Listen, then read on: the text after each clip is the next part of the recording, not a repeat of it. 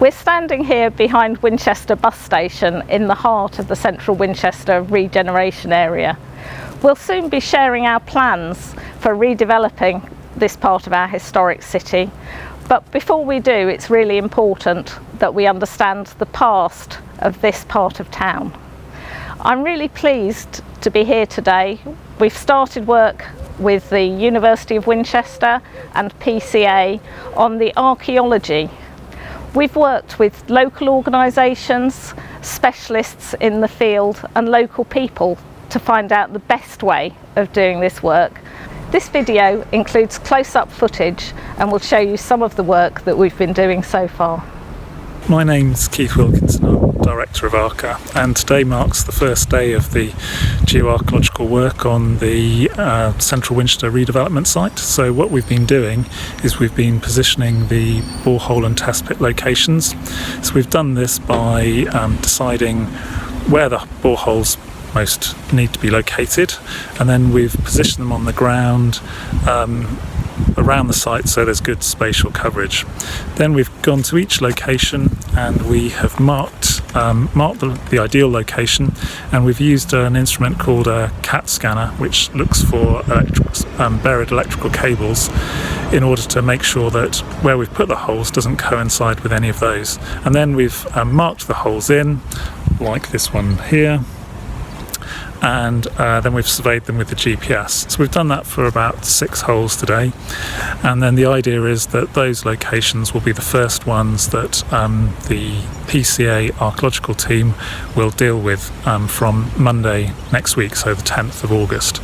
And they'll dig test pits of 1 by 1 metre at each of these locations to 1.2 metres depth, and then once they've dug those, we will drill the boreholes through the bottom of those, which will start the Monday after next. I'm from Pre-Construct Archaeology. We're based in Winchester and around the country, and we carry out archaeological work for all sorts of people. And here we are with Winchester City Council in the bus station not far from the Guildhall.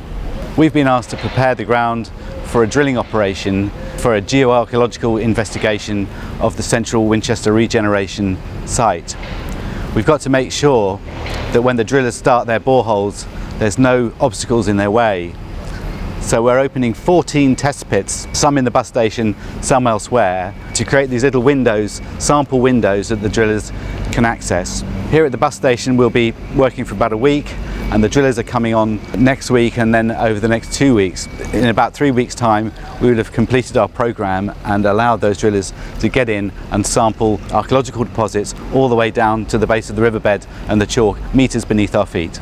I am drawing and recording all the different layers in this test pit. I'm currently recording one of the archaeological layers. And what's in the archaeological layer? We got a bit of modern CBM, or post-modern CBM. We believe it to be post-modern garden. Post-medieval garden. Post-medieval garden material. Okay, so you're recording it by writing down what you see and also by drawing it? Yeah, so we draw it to scale and then write down anything that might be of interest, such as like its colour, or if there is any deposits in it, dimensions, anything that might be useful in the future. Okay, thank you. So once the cores have been taken, the next stage is for them to be brought back and for them to be described.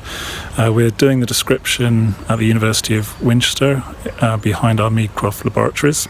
So I'm just going to take you through how the cores are described and then just show you one set of cores from the Middlebrook Street car park, which is particularly interesting.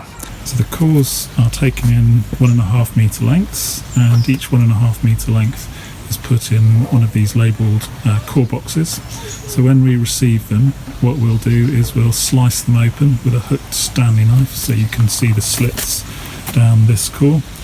And then the next thing we'll do is we'll clean the tops of the cores and then describe the sediments in them.